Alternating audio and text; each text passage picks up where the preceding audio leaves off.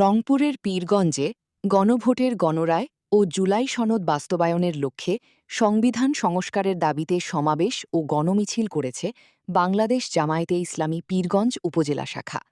শনিবার বিকেল ৫টায় আয়োজিত কর্মসূচিতে দলটির নেতাকর্মীরা অংশ নেন। এই সময় বিভিন্ন দাবি সংবলিত ব্যানার নিয়ে গণমিছিল করেন তারা। সমাবেশ থেকে শহীদ আবু সাঈদ ও শহীদ শরীফ ওসমান হাদির হত্যাকারীদের বিচারের দাবি জানানো হয়। পাশাপাশি জুলাই সনদ বাস্তবায়ন ও সংবিধান সংস্কারের দাবিও তুলে ধরেন পীরগঞ্জ। বিক্ষোভ মিছিল করে।